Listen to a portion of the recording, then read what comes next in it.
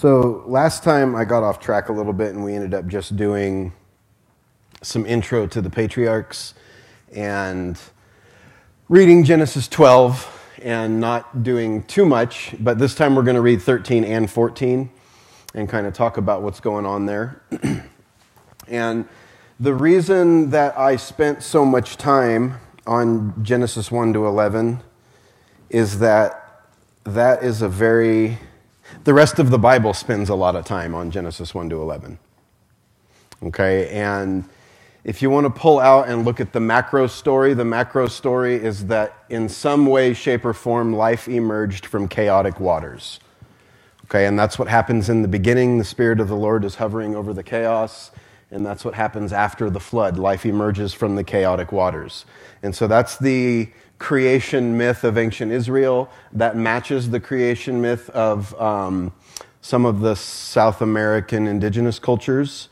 They have one that the deity stuck their finger into this chaotic waters, these ancient waters, and it calmed the waters, and people were then born through that.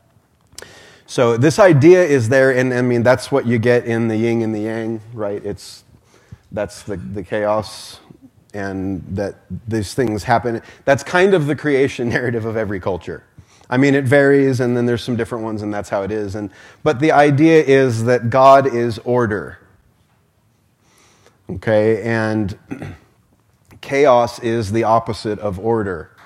And so the deity in all of the creation stories is always calming chaos. Okay, and even in the Babylonian story that Genesis is engaging, Tiamat is a chaos dragon, basically, and is killed. She's a deity, but you know the story gets a little convoluted. But the God out of chaos brings creation. You know, and so that's kind of the idea. If we keep Genesis 1 to 11 as a chunk in our minds and say, okay, that is the flood story, and then packaged within the flood story is our creation narrative, and then other stories of other things that happen, Cain and Abel and all that. And you can go back and listen to all those and get caught up on what that is all about, but keep it in your mind categorized as the flood narrative. And that'll help, because the rest of the Bible then goes back to these stories. I mean, even up into the time of Jesus, as it was in the days of Noah. That's Genesis 7. You know, and so these stories become what the Bible really is kind of about, in a way, you know. And I don't mean what the story is about, but what the Bible is about. And what the Bible is about is the reworking of tradition. Okay, so in every step of the way, the people begin to rework the tradition around what they now know. Okay, and so we're going to see some of those editorial pieces today, and these are going to be some of the first, you know, we've talked about the Toledot and the generation lists, and how when you see, and these are the generations of, what you can understand is that that's an editor stitching together two traditions of Scripture with a generation list that ties those things together. That doesn't mean that the generation list is fabricated. It could be real. Okay, it doesn't mean that it's real. It could be fabricated. It just means that that's how they got those stories to stitch together. Okay? So what I'm going to do here first, we're going to read all of 13 and all of 14. So it's a little chunk of text. And then we'll go back and kind of talk about some interesting things along the way, because I find that I get too distracted. And you know, biblical studies is great for someone who gets distracted easily, because you can be reading in English and then you're in Hebrew and then you're in Greek and then you're looking at different translations and you can be distracted and you're still on the same thing. But I want to not be distracted as we read through, so that we get the story, because this is what it's all about. The Bible is this collection of stories. And this collection of stories has been edited together in such a way that it tells a story. Make sense? You know, the story of Frodo and the Ring is packaged in a creation narrative that I can't pronounce, and then some stories of the Hobbit, and then the stories of the Fellowship, right? So like that tale is packaged in so that's a story that's packaged in other stories, okay? This isn't new, and it shouldn't be too disconcerting to us that we hear that the Bible is a collection of stories. Okay, and some of these stories are very, very, very ancient, And some of them have been edited all along the way. Okay, so Genesis 13:1, and what I'm going to be reading from is called the Lexham English Bible. You can get that for free online from Faith Life. You don't have to. I like it because they use the word Yahweh where the Hebrew text says Yahweh instead of saying the Lord. So it gives you more context to what they're talking about.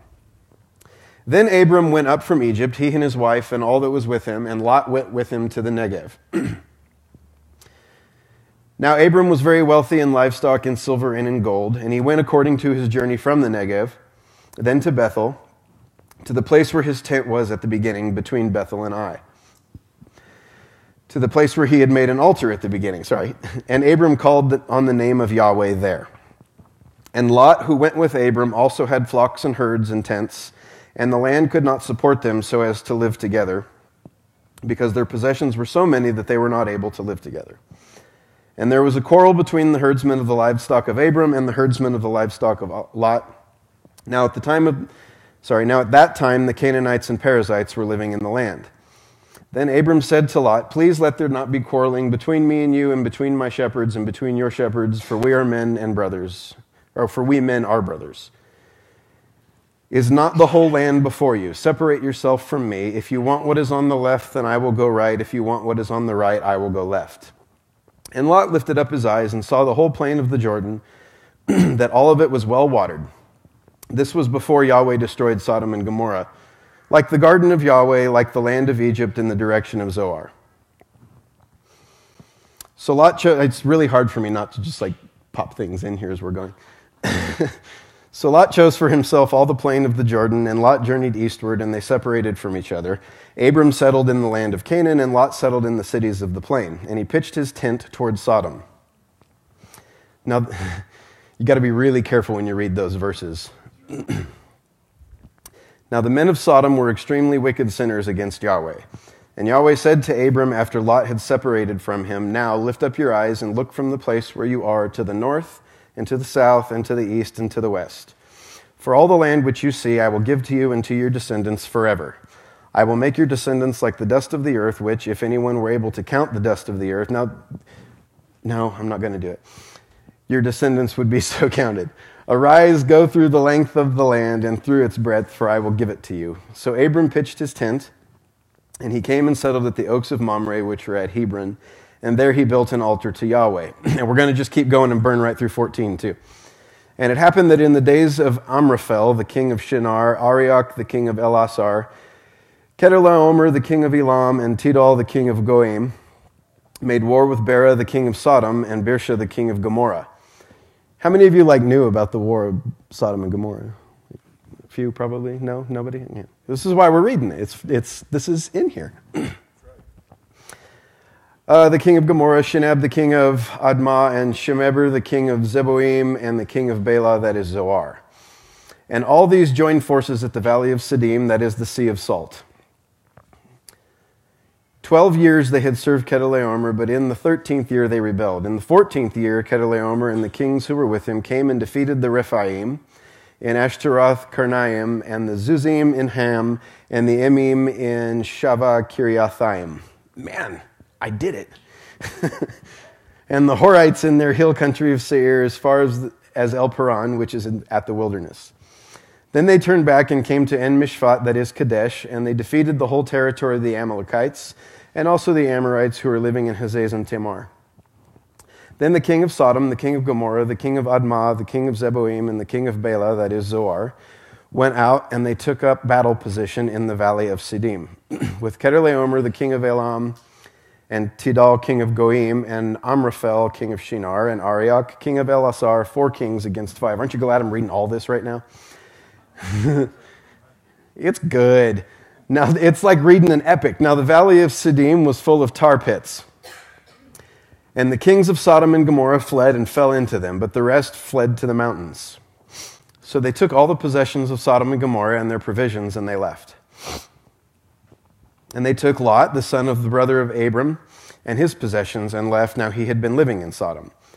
Then one who escaped came and told Abram the Hebrew, and he was living at the oaks of Mamre, the Amorite, the brother of Eshcol, and the brother of Aner. They were allies with Abram. When Abram heard this, that his relative was taken captive, he summoned his trained men born in his house, 318 of them, and he went in pursuit up to Dan.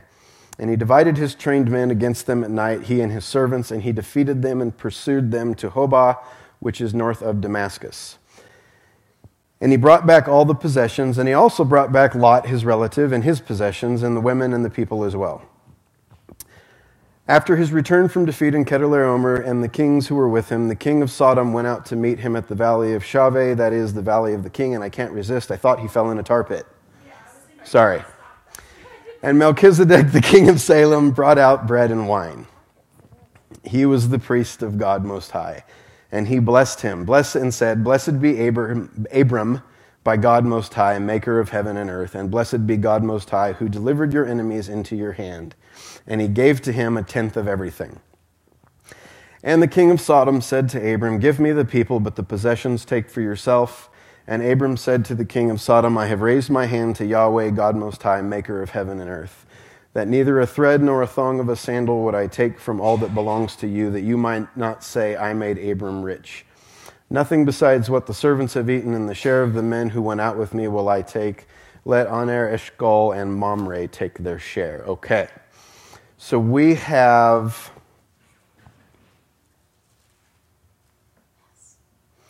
quite a bit to go over here, and I'm going to scroll back to the first thing that I want to point out. So this is the story, right? Abram has settled in the land that God told him to go to, and he's taken his nephew Lot with him, and they've become so great that they have to split and take Abram, the good, humble patriarch of Yahweh that he is. He says, "You take whatever land you want," to his nephew, and his nephew, of course, takes the fertile land, and that all works out for God's plan, apparently. So I'm going to scroll back up to 13, and I'm going to go back and forth a bit between my Bible and my notes, so you might have to just give me a second to get that set. So the first thing that I want to note with all of these patriarchal stories, and when we get into years and things like that, is that most of the numbering is meant to be more symbolic than literal. Okay, so when you get into years and dates and all of that kind of stuff, people try to date the age of the world by going off of Genesis, and that's not why Genesis was written, and there's formulaic language all through it, and in most of the Hebrew Bible. And so we don't count years and say, oh, the earth is X years old, okay? That's just not what we do. So this is a quote, again, I mentioned this guy last time. His name is Nahum Sarna, and this is from a book called Understanding Genesis. He says, "It is clear that the biblical chronologies of the patriarchal age are not intended to be accurate historical records in our sense of the term. They fall within the scope of historiosophy or philosophy of history rather than historiography. We are not dealing with simple annals or chronicles. The numbers used are an expression of the biblical interpretation of history as the unfolding of the divine plan on the human scene." So what that kind of means is God is a God of order, so then when things work out neatly in numbering, God must have been in it, is how ancient Israel looked at things. Okay, so when 40 days and 40 nights, right? 40 years is a generation. 480 years is how many years after the exile, after the slavery that Solomon is reigning. And so it's these terms are put in there because anything that was that ordered must have been divine. I'm not saying it's not. I'm just saying this is how they looked at it, okay? Schematized chronology, the featuring of neatly balanced periods of time, thus constitutes the poetic superstructure, the rhetorical framework for the biblical exposition of certain profound ideas about human events and their inner, deeper meaning. And then he summarizes this. If the text has Sarah bearing a child at the age of 90, when she was, as is explicitly stated, beyond the childbearing stage, it is but a poetic way of describing the emergence of the people of Israel as an extraordinary event. Okay, so what they do is they frame things this way to say that God's hand was in it. So the neatness of dating and the neatness of years and all that kind of stuff is usually more them making theological points than it is them doing history. And I think this is where we kind of trip up a bit when we get to reading the Bible. And I've said this before, but there's a few things that archaeology has disproven that the Bible says. Okay, if we read it as history. If we read the book of Joshua as history, it says that Joshua destroyed the city of Ai and left it as an everlasting heap. Okay, but if we go through archaeology, archaeology has disproven that Ai was even a city at the time of Joshua. It was destroyed long before, and Joshua just took credit for it. Which means, that doesn't mean, oh, the Bible's wrong. That means this isn't a piece of history that I'm reading. It's something else. Because they don't just write things like, I'm going to write a lie in my sacred text. No, they're telling stories. And all of these stories have a point. And behind every story, there are metaphors and other stories. Okay? So that's just something to kind of keep in mind as we go through this.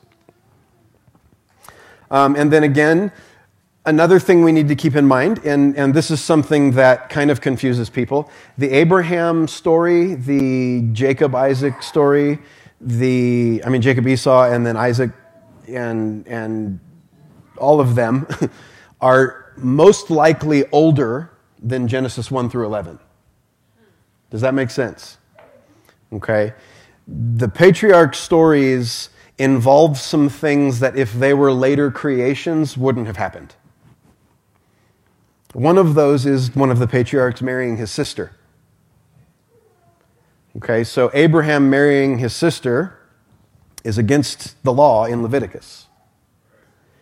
If the story of Abraham was an invention that came around after Leviticus, they're not going to say that he married his sister if he's one of their patriarchs. You know, so the fact that there are things within the patriarchal narratives that go against some of the stuff like that Leviticus says, and this goes down the list, like, you know, Abraham does this with his wife, and then his son marries two sisters, which is also against Leviticus 18, and then one of the kids, Judah, has sex with his daughter-in-law Tamar because he thinks she's a prostitute. And both of those things are called wrong in Leviticus, but it's actually never discussed even when it happens in Genesis. So it's just, these stories are thought to be legitimate because they kind of violate the law, right? And you don't tell embarrassing stories of things like incest and that kind of stuff if it's not true. You know, that's not something you gladly claim. It's part of our history, okay? So those who think that what I'm trying to do is say the Bible has no history in it, I'm not. I'm just saying that the Bible does history differently than we do. The scientific method didn't exist yet. And so how they did history is not going to line up with how we do history, okay? And so we're going to find things in their histories that aren't historically accurate. It's... If we can get that, I think it clears up quite a bit of problem, though. Because a lot of times we trip over insignificant historical data. And it's because we're taught, oh no, the Bible is right all the time, even when evidence says it isn't. Well, how about if evidence says it isn't, the Bible isn't saying what you think it is? You know, if the Bible is flawed in the sense of it's wrong, no, it's actually how we're interpreting it. Because I can guarantee that in this room, with the exception of me and maybe one or two others, we're all reading someone else's interpretation. No matter what English Bible we're reading, that's an interpretation. Okay, all translation is interpretation. That's somebody looking at an ancient word and saying, how is this best represented by the language that I speak? And sometimes that works. And you can, the word Adam in Hebrew means man. And it doesn't mean male, it means mankind. Right? But even there, I've had to make a caveat to explain using more words what that word means. Okay, so you see how translation is interpretation now, right? And that means that every English version I'm reading is someone else's interpretation. That doesn't always work out badly. The Hebrew of this part of Genesis is hard. It's very, very old. It took me forever to read through it. It's different. It uses a lot of old forms of words and things like that. So to translate that stuff requires that I have something to base it on, and that means I'm interpreting it. Okay, so every bit of English text that I read is an interpretation. And so that means that we don't have to get caught up in the, well, what about, well, what about, well, what about? You know, if you haven't looked on our blog yet, I've just written a 5,000-word, 15-page essay on why the word homosexuality is not fit for use in the Bible. And it's not a doctrinal thing, it's a language thing. That word does not summarize what the Bible is talking about. It just doesn't.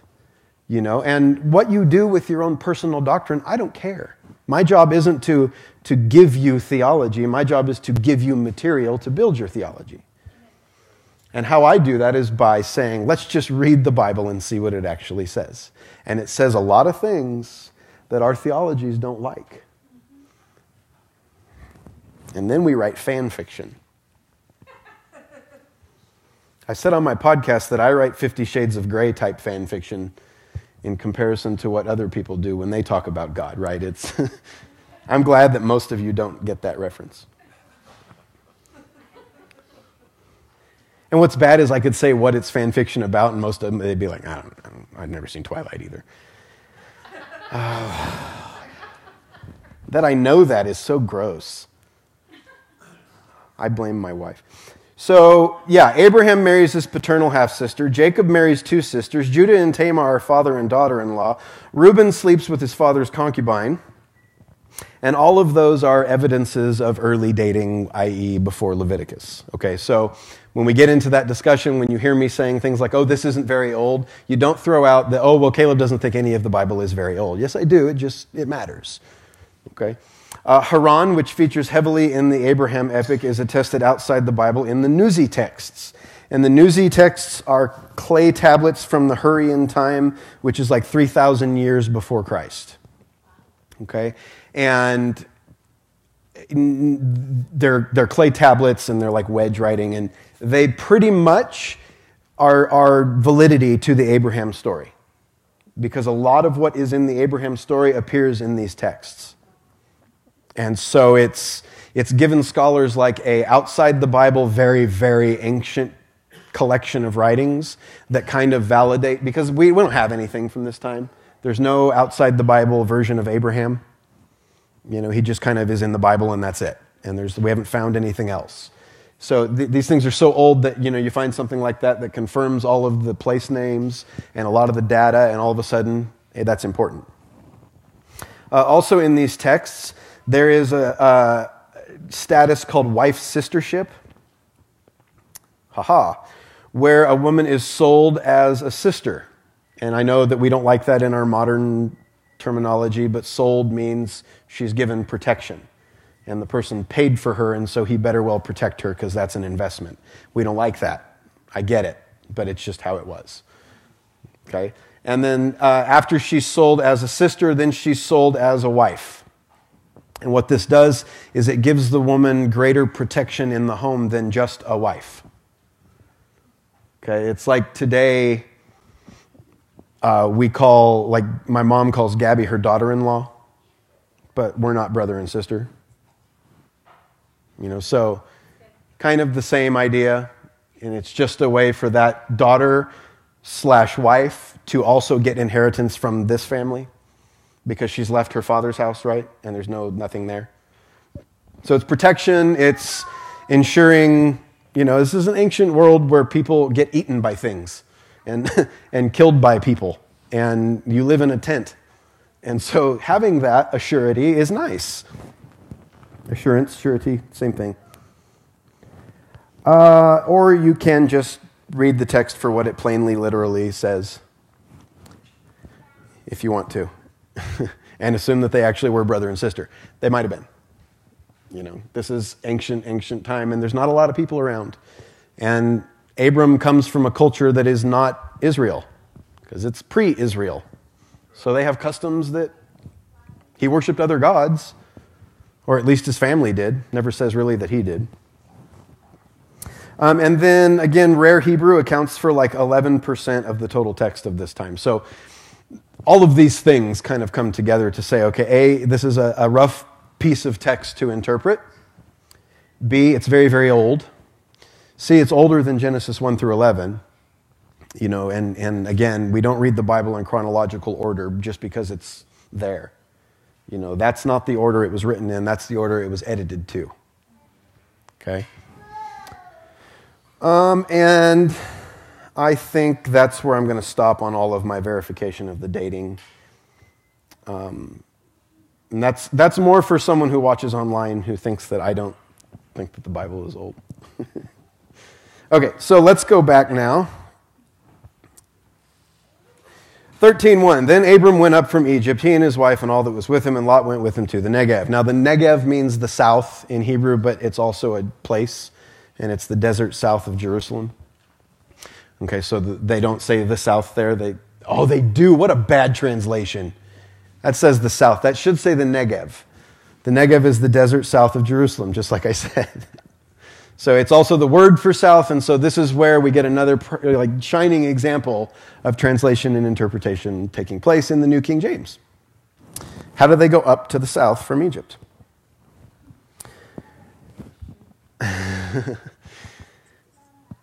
So the first thing we note here is that there is nothing negative said about Egypt, which means that this is a pre-enslavement text. Okay? Small thing, but important. This is the kind of stuff we need to learn to look for. They're talking decent about Egypt. The Pharaoh of Egypt in the last chapter we read was actually an honorable dude. He didn't sleep with Abram's wife when God showed him that was, not his sister. And he was like, whoa. So, there's no, if this was after the Exodus, that guy's not going to be a good guy. He's going to try and rape Sarah, and Sarah's going to kill him or something. That's going to be what's going to happen when they frame this after the Exodus. But no. Okay.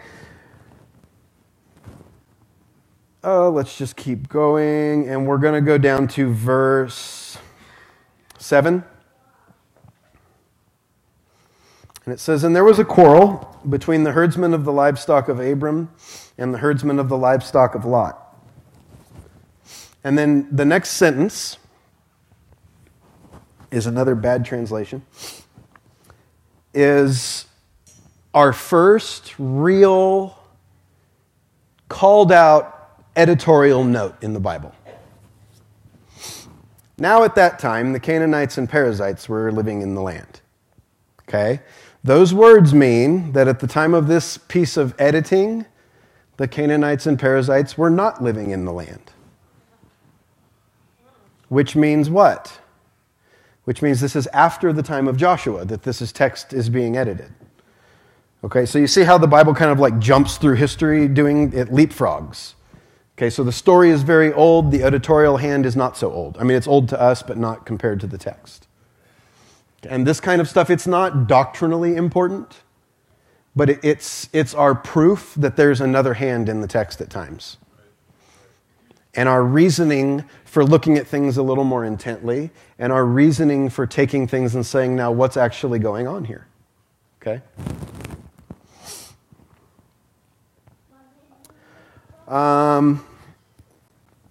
Let's go. The next one happens in verse 10. Says, "And Lot lifted up his eyes and saw the whole plain of the Jordan, that all of it was well watered." This was before Yahweh destroyed Sodom and Gomorrah. Okay, what does that mean? Have we even met Sodom and Gomorrah yet? In our journey through Genesis? Have we come to that place name yet?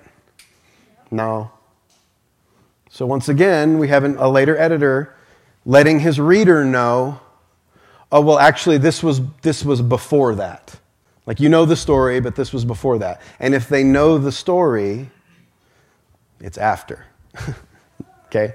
So again, we're leapfrogging. The editor's coming back and going back and forth, and he's letting us know all of these kind of ideas that get, and it would be like us, let's say I wrote an email and I'm telling my dad where I'm going up fishing. And I'm like, you go up Highway 14 past where that gas station used to be, and now it's this. Now it's that restaurant, but it used to be a gas station. That's what this is. Okay, it's the editor saying, oh, you don't know what this place is. That's because God destroyed it. You know that story, this is where he was. Okay?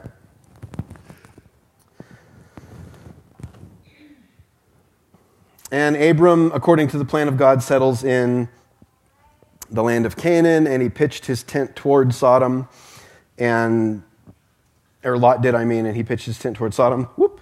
And it says the men of Sodom were extremely wicked sinners against Yahweh, but nowhere there does it say the men of Sodom were guilty of homosexual acts.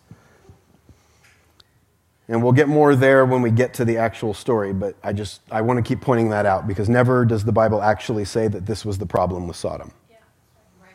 Okay, every time you see the word Sodom mentioned, it's with other things. They were sinful and they were wicked and they were doing things before God that were detestable, and that's fine and dandy and that's in the text. But to say, oh, they were gay, that's not in the text. It's not in the Hebrew and it's not there in the English. It shouldn't be.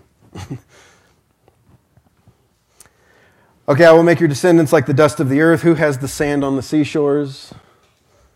Or who remembers that line? That's not in there. The sandwiches on the seashore. And then we have this war in chapter 14. Okay, and I'm going to go back and right now I'm just trying to bring out some things that are interesting, and then I'm going to go back and read some more of the stuff that Sarna talks about.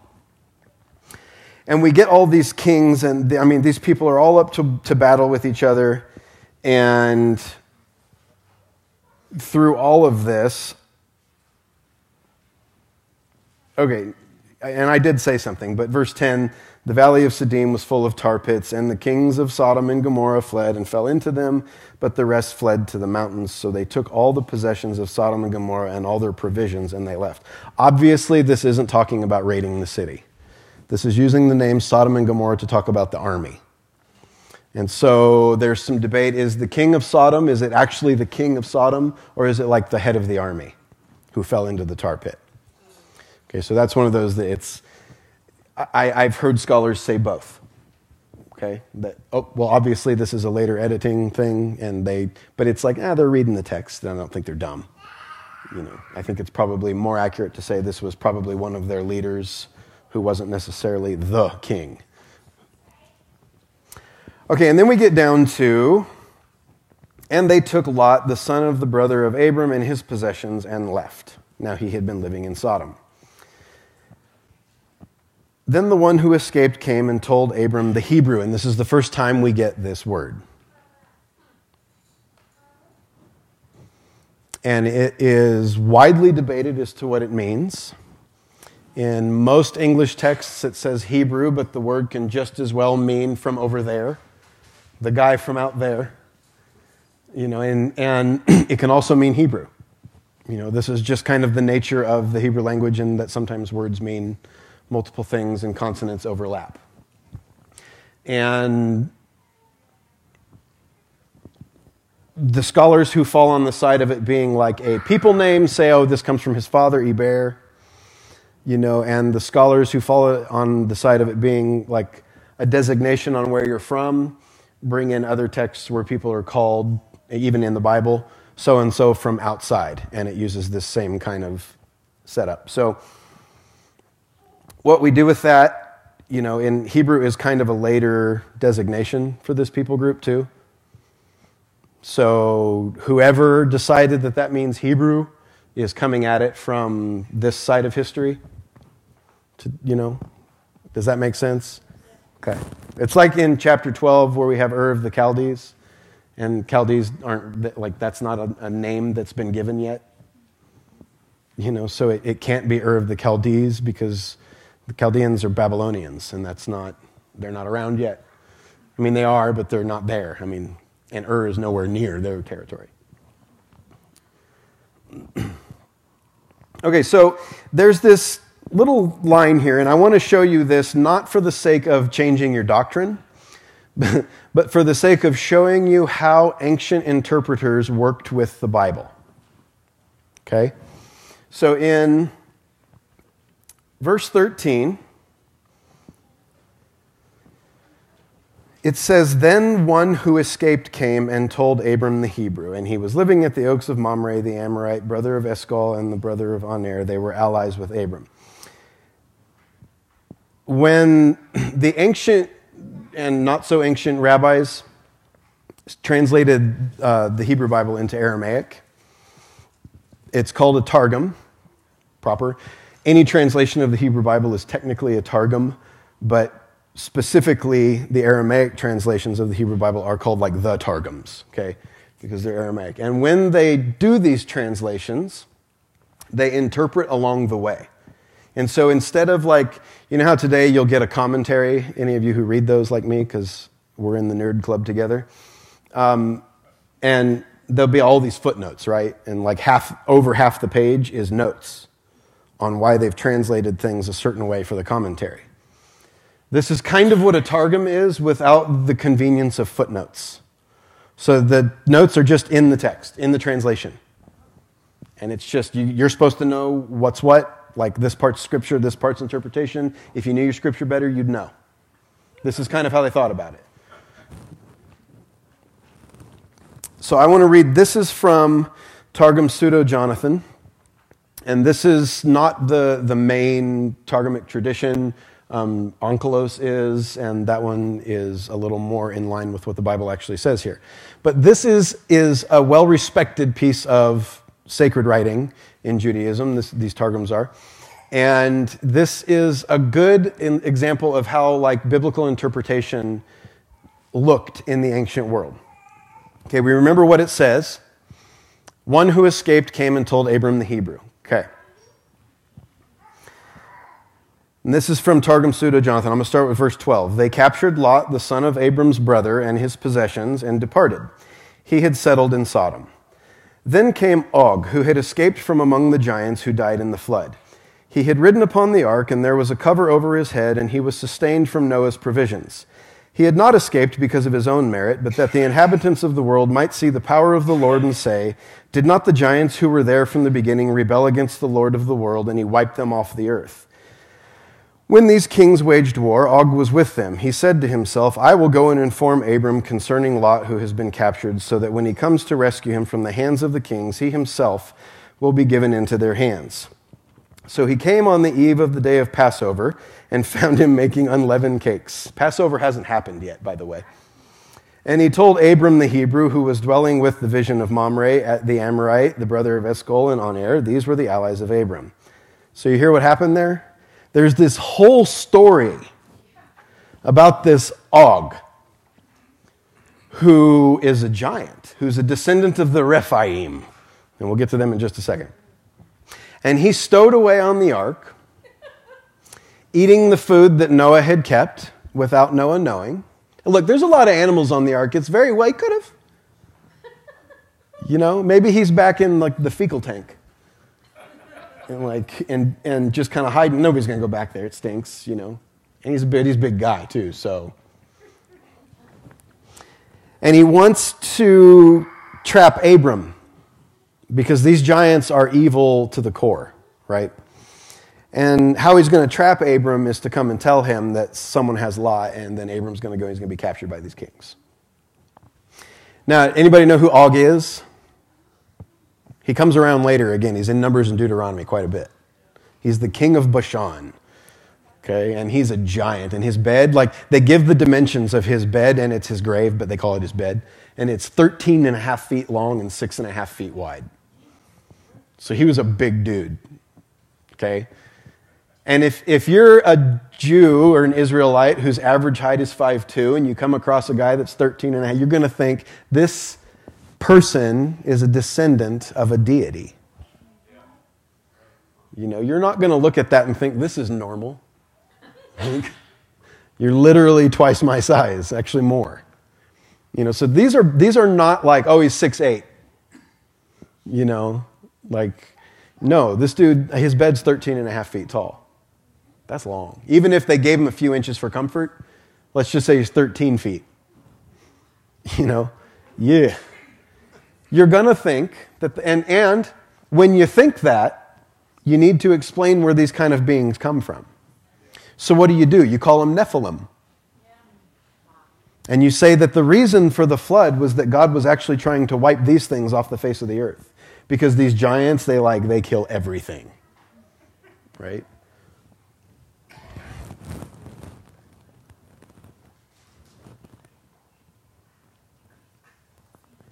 Joshua 12:4 says, the territory of Og, king of Bashan, one of the last of the Rephaites who lived at Ashtaroth and Edrei. And that's where we get that he's from the Rephaim, which are descendants of the ancient giants.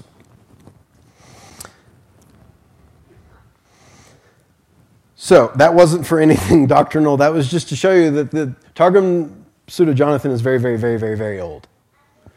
And this is how biblical interpretation has been done from the beginning. Okay. Paul calls Jesus the rock that followed them in the wilderness. In no way, shape, or form does that adhere to modern exegetical rules. Meaning, like, he doesn't get that from the text. He just kind of like said that. Okay? And so when we look at how the Bible and its interpreters are interpreting the Bible, like, we need to have a way more open view of this, because everything plays off of itself throughout the whole text. So that nothing is accidental. So that if you, like, let's say you do what some people do and you get saved and you start reading your New Testament, you have no idea what context you're walking into. You're going to frame everything you read through what you hear in church, or through what you've seen on movies, or through what has made it onto the History Channel, and you're going to read it very, very thinly. Okay, the Bible is layer upon layer upon layer. It's like an onion. It's like an ogre. It has layers.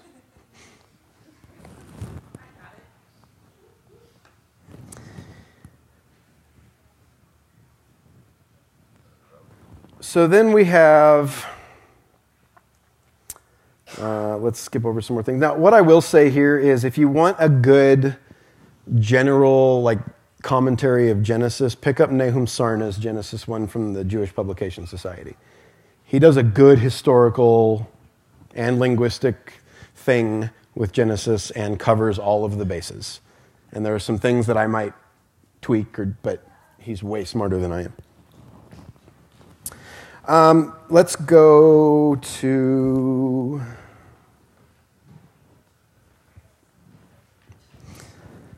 Obviously, Abraham was rich enough that he had an army.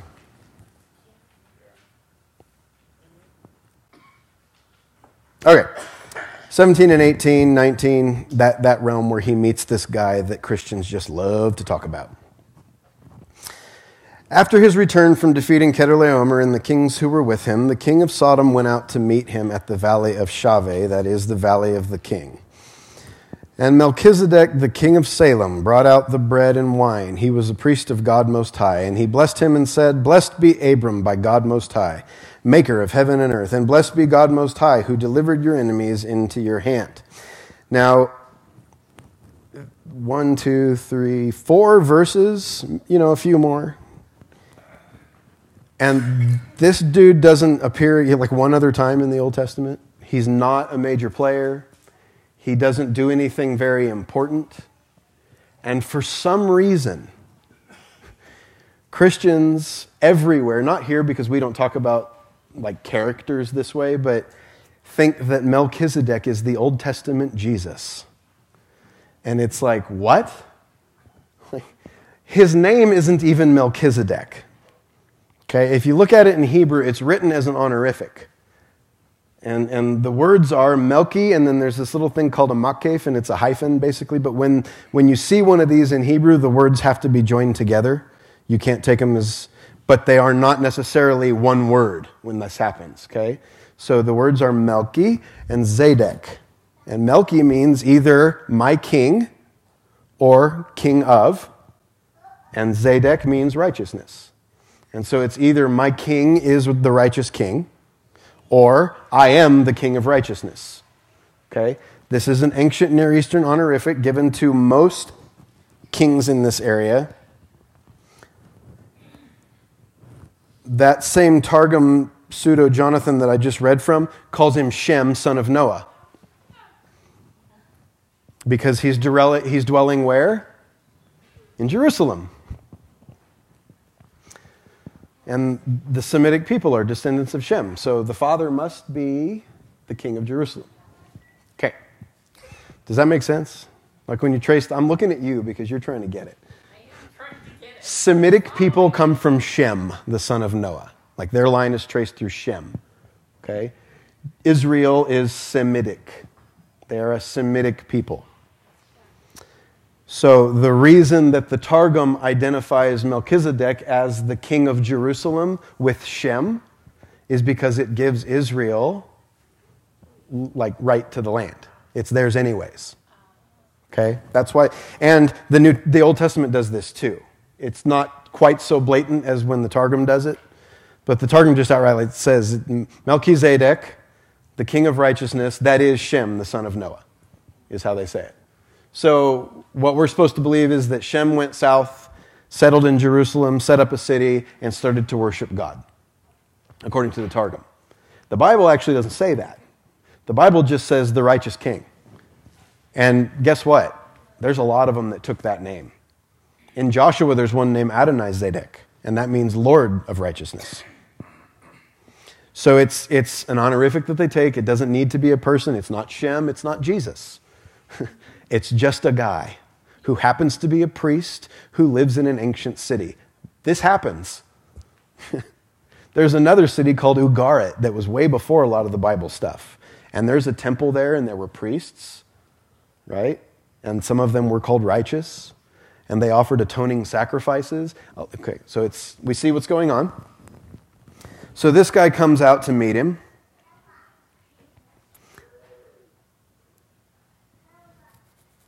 And Abram gives him a tithe, and that's that. And then Sarna says Melchizedek is a cherished appellative of the kings of Jerusalem. So historically, that's a name that they actually picked for themselves. Okay, so it could be whoever was at this ancient city of Jerusalem, which means city of peace, actually, or the God of peace, something like that. This king was worshiping their God and saw that Abram's army was pretty tough. And was like, I'm going to go out and give him a gift so that he doesn't do this to me too. You know, we don't need to frame this as he's being like this holy and reverent, like, oh, I recognize Yahweh is on you. Maybe. But it's also, you just wiped out like everybody here. Like, have some turkey.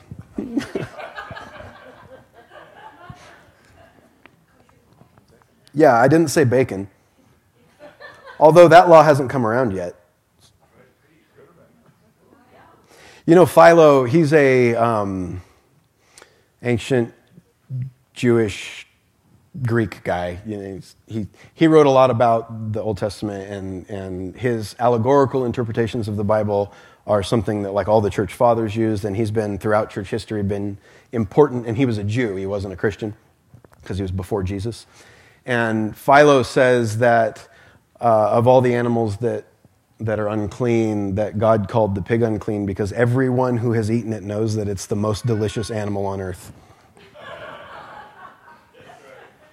And he didn't want people lusting after the flesh of the pig.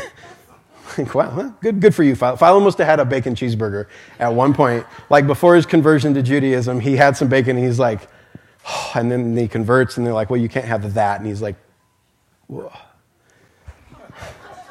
What about call nothing I've made unclean? Not for 200 years, buddy. So anyways, this guy is not an Old Testament Jesus. This guy is not a prophet. He's not Shem, the son of Noah. He's just a king of an ancient city. Okay? And who does he worship? He was the priest, God Most High. Good English. The Hebrew words are El Elyon.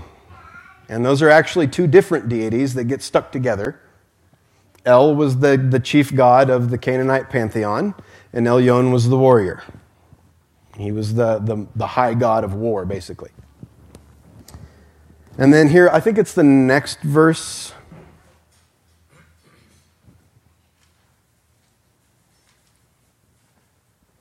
Nope.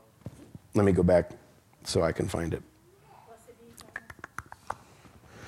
No, it's when Abram talks. There we go, down in verse 22. Okay, so El Elyon is I'm not saying that this is to the writer another god. But at some point in history, El and Elyon were other deities. Okay, so all this will become really important when we get to Matthew. Yeah. Some of y'all like, can you give me the condensed version now? Skip Leviticus and just talk to me about Matthew. No. Part of what Israel is constantly doing in their editorial work is to assert that the name of their God is the name above all other names. Okay? And if you hear that phrase, you know who I'm talking about in the New Testament. Okay? And that's so as we bring these things out, this is what they're doing. Okay? They're intentionally using known deity names to talk about the God of Israel. And they're saying, we don't care what you say about him, just know that there is but one God. Okay, so this is Israel doing this over and over and over. Down in verse 22, and Abram said to the king of Sodom, I have raised my hand to Yahweh, God Most High, maker of heaven and earth. Those are, again, 3 different names. Okay, so is the Abraham tradition Abraham the monotheist? That's what he's credited with. Oh, Abraham discovered monotheism. No, it's just one of the gods finally talked back. And so he didn't discover monotheism as much as, the God who is in the story discovers Abram. Okay, so he's a polytheist. He's not someone who is reciting the Shema every night before he goes to bed. Hear, O Israel, the Lord our God is one God. And he's like, who's Israel? It's like, oh, it's your grandson. Don't worry about it.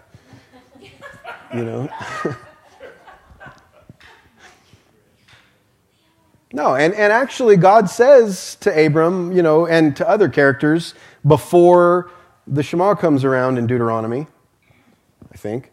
God, that's going to be pathetic if I just got that wrong. Anyways, it's not here in Genesis, I know that much. He reveals himself as God among gods and God above all gods and the Lord of lords and the King of kings. And it's not beyond the text that the people of this era were polytheists. Like, it's only our modern obsession with, oh yeah, but our theology has to be right all the way through, that keeps us from understanding that, man, these are real humans who lived in a real world before science had told them that things like lightning were not God being mad at you, but they're an electric discharge that hits the point that it should hit, right? Like, there's one thing that can gather and go, pow, and it hits it. It's not random. It doesn't shoot electricity all over the earth. It discharges it in specific places. And we can, now what we can do is we can go out and we can stick this metal rod in the ground and we can shoot it way up in the air, and it's going to get hit every single time. Because it's taller than everything else, and it's metal, and it attracts electricity. And so we can now prove, hey, look, unless God really hates this pole, lightning isn't something that God does. It's just part of nature, right? They didn't have that. One of their cows gets hit by lightning, and it's like, he's hungry. Like, he needs the blood, I got to walk away. God just made himself a steak. It's like, medium well.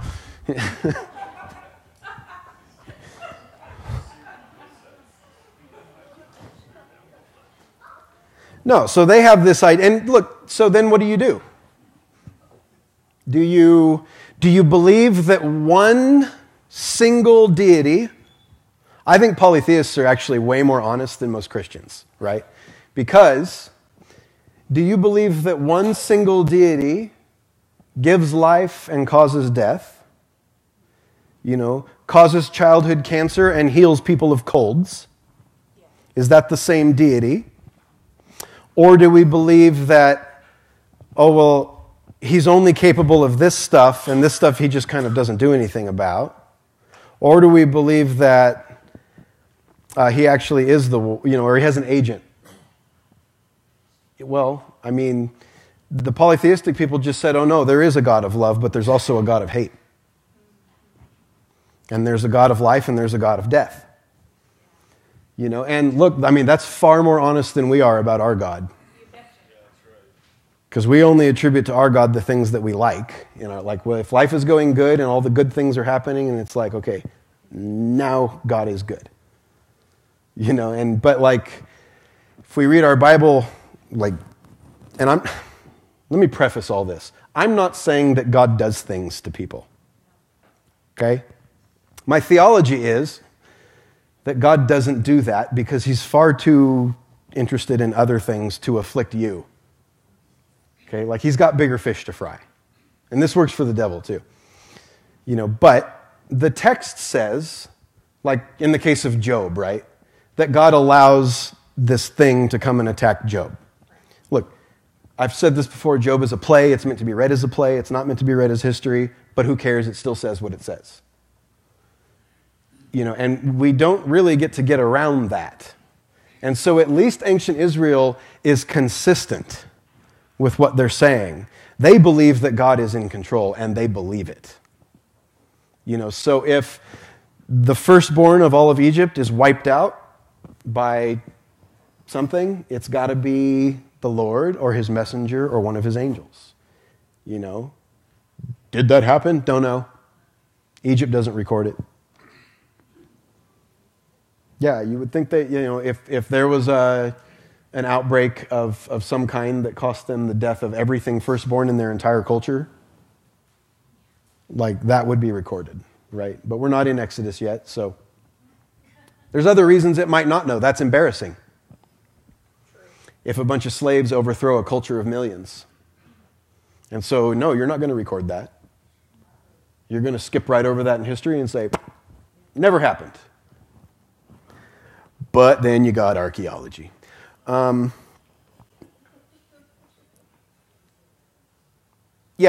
that's where we're going to stop on that particular piece.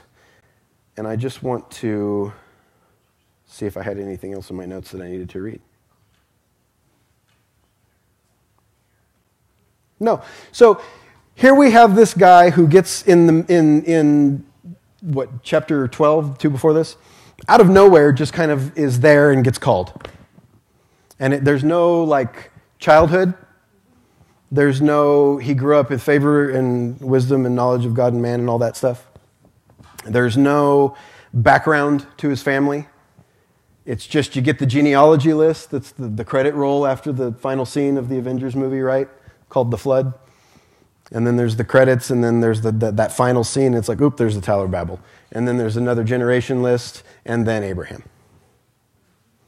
And so Abraham kind of bursts on the scene as a character who isn't necessarily doing anything right or wrong. He's just kind of existing. And he gets called by God to go possess an ancient land filled with people. So by Genesis 12 now, we have a definite heading for conquest. Okay, is everybody seeing that? It happens earlier, because it happens at the end of the flood where Canaan gets cursed by Noah. And it actually happens earlier because it happens when the guy named Cain kills his brother Abel. Okay, and what they're doing is they're setting up all along, even though the story of Abraham is a very, very old story. They're setting up with their editorial marks the conquest of Canaan that's coming later. Okay, why did we overthrow all of these people groups? Because. So this is why I said, when you're reading through, especially the Pentateuch, the first 5 books, and it happens more throughout, but the first 5, it's especially happening a lot, and even like more so in Genesis, Exodus. Okay, there is a lot of leapfrogging and telescoping going on. And so they're, like we saw today, they're using like, oh, Sodom and Gomorrah weren't destroyed yet. We haven't met Sodom and Gomorrah yet.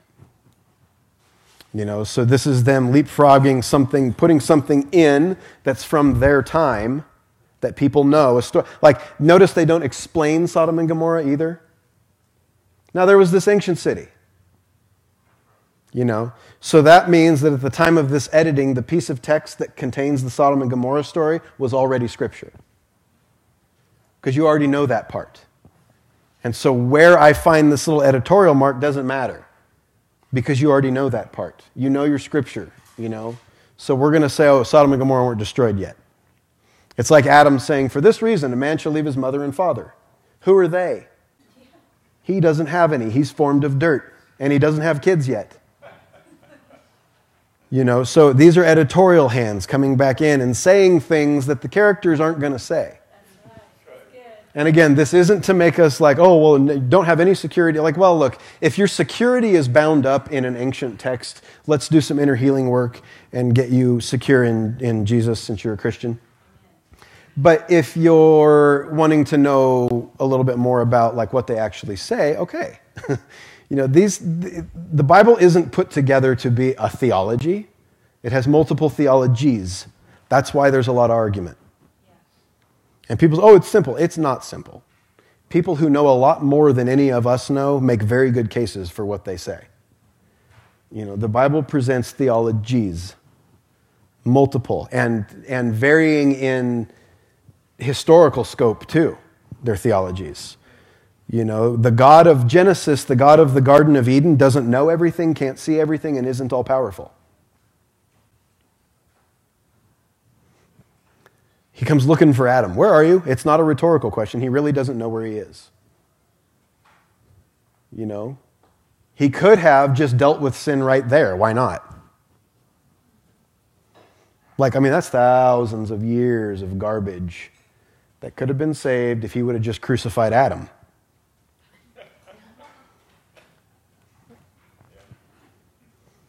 You know, and the God of, like, as it moves forward, the God of Exodus is a God who comes up from the south.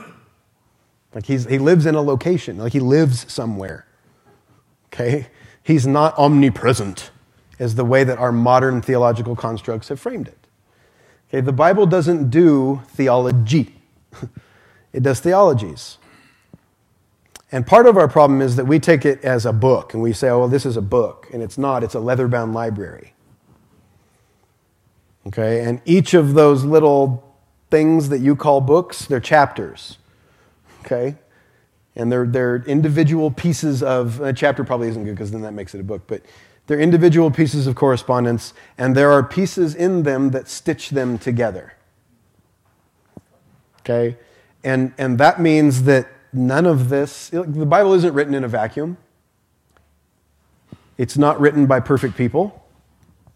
I have a book that says inerrancy is the belief that something which, that something which is not God can be perfect as only God is. And it's kind of poking fun at the idea that the Bible's perfect. It can't be perfect because people are involved in it. You know, at some point, humans are involved in it. But the imperfections actually help us look at a little, like, what's more important. You know, oh, that battle never happened at Ai, so that means I can chuck the whole book of Joshua. No. It means you have to reevaluate how you're reading Joshua. If I go read the U.S. Constitution and I'm like, this is poetry, and I try to like make it flow and it's not going to work. You know, or if I take Shakespeare and I'm like, this is history, and I try, like, that's not how it works. But for some reason, when the words are between two leather bindings, we think we don't need to pay attention to literary genre. We don't need to pay attention to vocabulary choice. We don't need to pay attention to things like idiom. I mean, good grief. We know some of them that are in the Bible, and some of them are protecting us from what they considered vulgar language. The Bible doesn't talk about a man's reproductive organ. Usually it'll say something like his finger or his leg or his inner thigh.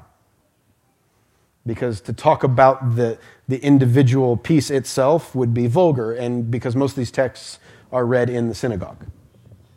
And there's children there. There are some rabbinic schools that won't let people until they're in their 30s read the Song of Solomon in Hebrew. Because it is vulgar. Like by our modern standards. You know, but we translate it nicely. And we interpret it and we say, oh, this is about Jesus and his church. God, I hope not. Because that's awkward language about Jesus and his church. You know, it's a beautiful, like, husband-wife love affair, like, cool. Your breasts are like two fawns. I don't know what that means. Are they hairy, speckled, or horned? I don't.